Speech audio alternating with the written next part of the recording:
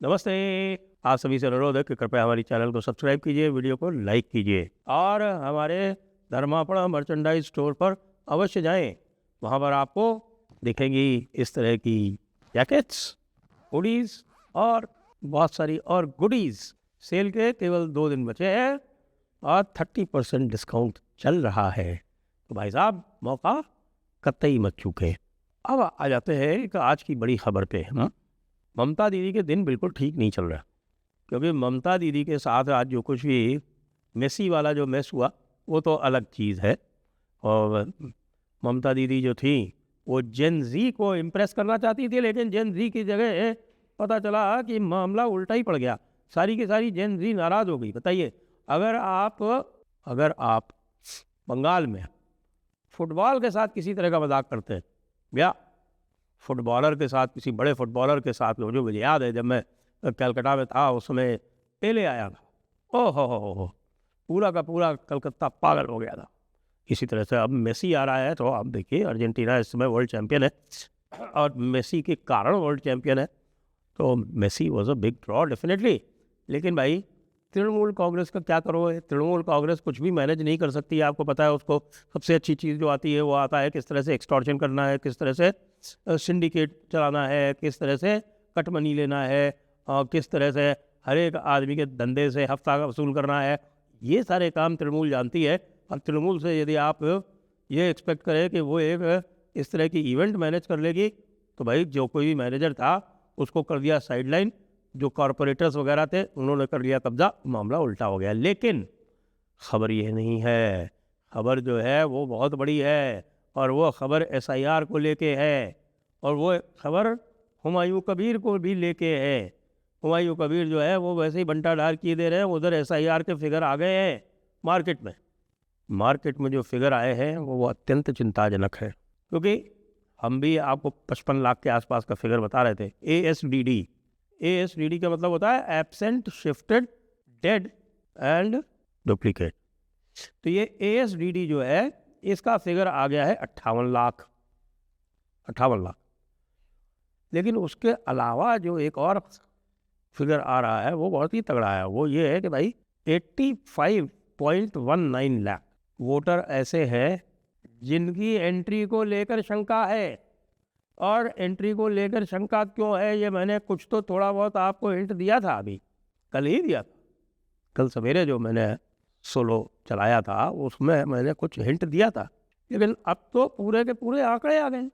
वो आप क्या करोगे जब इस तरह के आंकड़े आएंगे? जो 85 लाख का जो है उनके भाई जो लिंक किया गया है 2002 से, उनके पिता के नाम में शंका है। 13.5 लाख फॉर्म्स ऐसे हैं वो दिखा रहे हैं माता और पिता का नाम एक ही है। अरे भाई छोड़ देते, पिता का नाम पहले लिखा जाता था, माता का नहीं लिखा जाता था। इस बार उन्होंने माता और पिता दोनों का नाम पूछ लिया, तो पिता का लिख देते, माता का छोड़ देते। लेकिन फर्जीवाड़ा इस लेवल का हो, और तृणमूल कांग्रेस को लिखा पढ़ी की आदत है नहीं। तृणमूल कांग्रेस को आदत है टोलेबाजी की, कांग्रेस को आदत है गुंडागर्दी की। तो भाई तृणमूल कांग्रेस ने आओ देखा ना ताओ 13.5 लाख फॉर्म भरवा दिए जिसमें माता और पिता का नाम एक ही था। लो जी, अब ये आप सोच लो कि भारत में कैसे संभव है कि माता और पिता का नाम एक ही हो। तो 13.5 लाख तो ये हैं।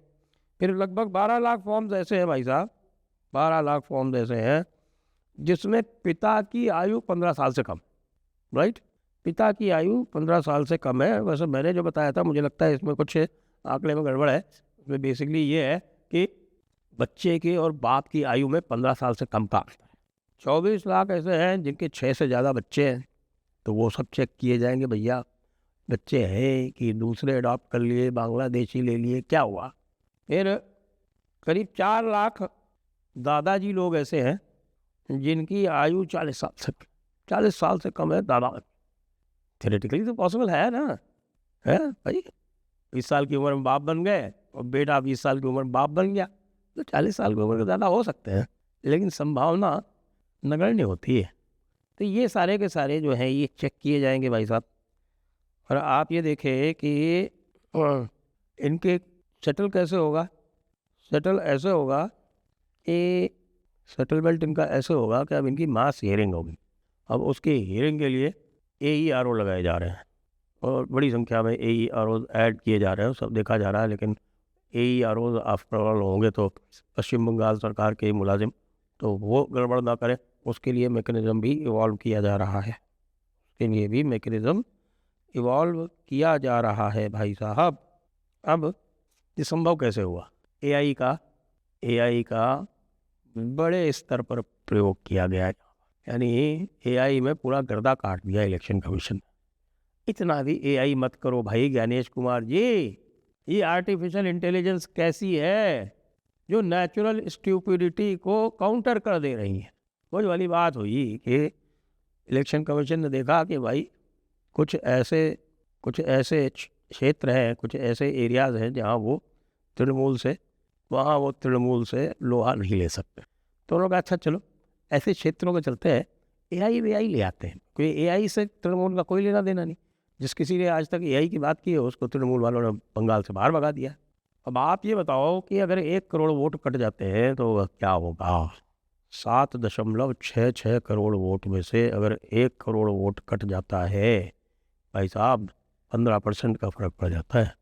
15% का 1 करोड़ मतलब 1 करोड़ 5 लाख, 1 करोड़ 10 लाख, 15% वोट। ये सारे के सारे, एक बात और बता दूं, ये सारा फर्जीवाड़ा और कोई नहीं करता था। बीजेपी के बस की बात नहीं है ये। यदि CPM ने पहले थोड़ा बहुत किया होगा इसका, CPM भी एक्सपर्ट थी इन सारे मामलों में, तो उन्होंने भी किया होगा और इन्होंने आगे उसको बढ़ाया।